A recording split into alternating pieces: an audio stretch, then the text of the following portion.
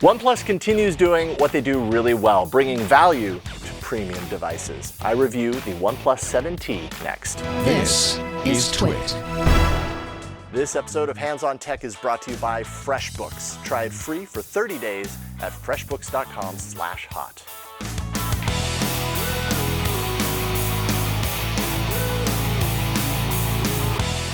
I always look forward to this time of year. Yes, the Pixel is right around the corner, but I also look forward to it because OnePlus has really just captured my imagination over the years, and they also have a pretty big phone announcement and reveal that happens at this time of year. I happen to have it right here. It's the OnePlus 7T. This is like their talk release in the TikTok cycle. Earlier this year, probably about 5 months ago, they had the OnePlus 7 Pro and the OnePlus 7.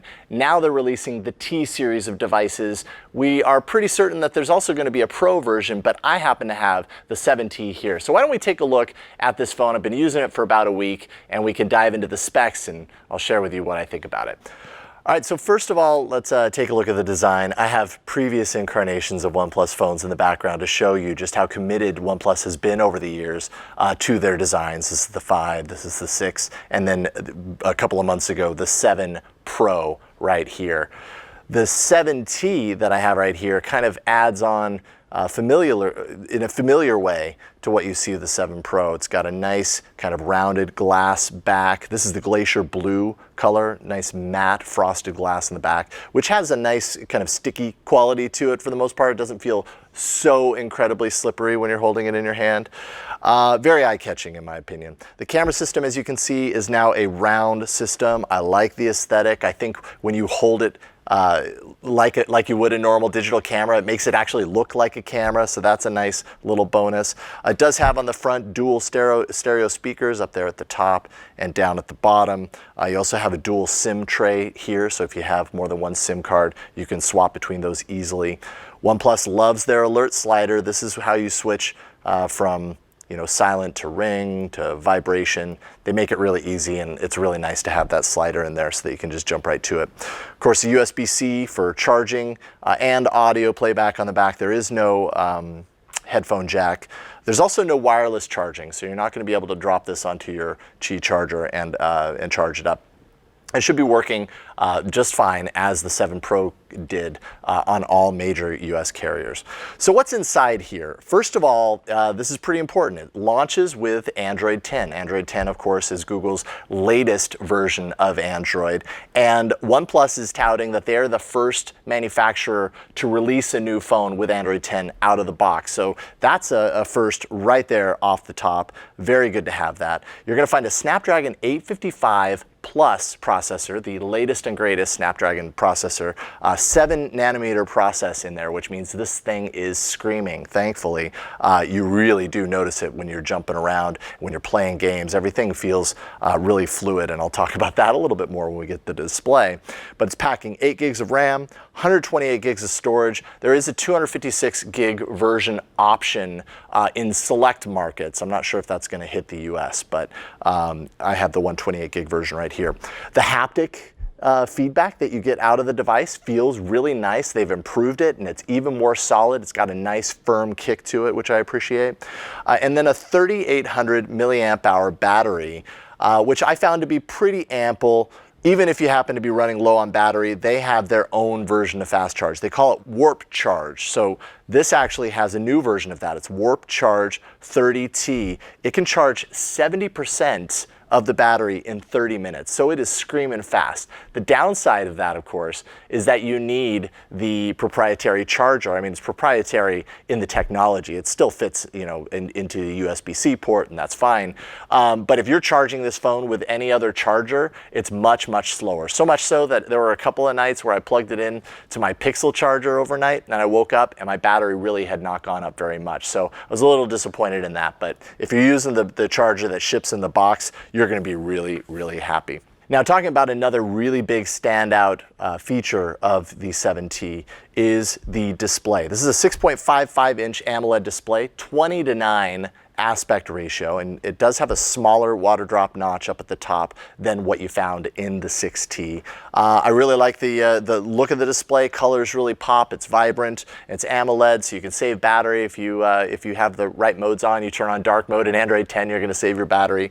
And the display does not curve around the edges like it did on the 7 Pro. You can kind of see the edges curve, similar also to what you find in some of the Galaxy S series. You're not going to find that here with the 7T. But one big feature that did come over from the 7 Pro is the 90 Hertz display. That's a higher refresh rate than what you find in most phones right now, and it's actually now standard on all OnePlus phones going forward, as far as I can tell. So that means you're going to get smooth scrolling, smooth and just vibrant and enjoyable animations that don't seem to like judder along the way. It's really like things just blend well, fluid gameplay. You really notice it when you're running this device and looking at the display. The 90 Hertz display really pops out. And by the way, you're going to find that as a feature in the upcoming Pixel 4 as well. So this is kind of a trend that's growing. OnePlus is helping increase the visibility of that trend. Also, the display is HDR10 Plus certified, so again, that helps colors and definition and detail pop on the display. I found it really bright out in sunlight, so that's a really good bonus.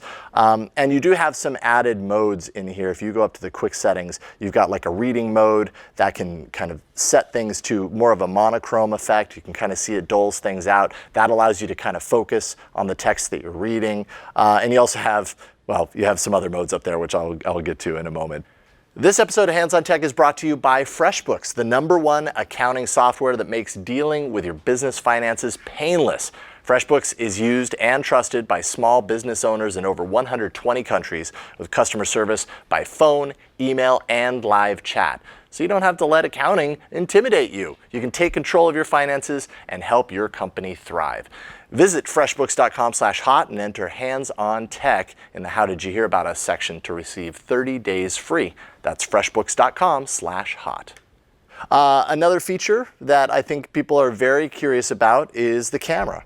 And I'm happy to report that I feel like the camera system in the 7T is really making strides. The last few models that OnePlus has released, they've really upped their game on their cameras. So that means that on the back, you have the main sensor, a lot of the same specs that you're going to find in the 7 Pro. It has the same main 48 megapixel f1.6 aperture sensor with optical image stabilization. That's the Sony IMX586 that you find in the 7 Pro. It has a 12 megapixel telephoto, 2x optical zoom at f2.2 aperture, and then it has a 16 megapixel ultra wide sensor. And you just get a lot of variability between those 3 modes, a lot of similar output from the 7 Pro. But I feel like OnePlus has really increased their image analysis and some of the artificial intelligence analysis and making little adjustments and tweaks to the photos to make them look good based on what the scenes have detected. On the front, you actually find the same Sony IMX471 sensor that is also on the 7 Pro. It's a 16 megapixel front-facing camera. And I would say in general, the shutter can feel a little slow at times, and I can actually demonstrate that right now. You see I hit it, and just a few milliseconds later, it finally fires off. There were times where I missed a good shot because the shutter felt a little slow. But outside of that, pretty quality images. Maybe not necessarily Pixel or iPhone quality, but OnePlus is definitely improving their quality. I was really impressed by the nightscape mode that is on here. Really nice performance to kind of pull more detail out of night shots. There's even a setting. If I go to the settings, let's see here, and you can turn on a mode to increase the exposure in night mode from 8 to 30 seconds, which is more ideal for like popping this onto a tripod. I didn't have a tripod. I wasn't able to test that out, but I like that they give you that feature. Portrait shots, I'd say, are pretty good, but again, there's a little bit of stuff that happens around the edges.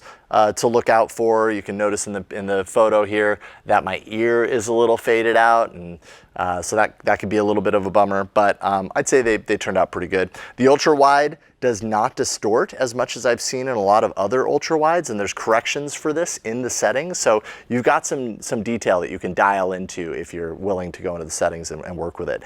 And I love this, there is a macro mode.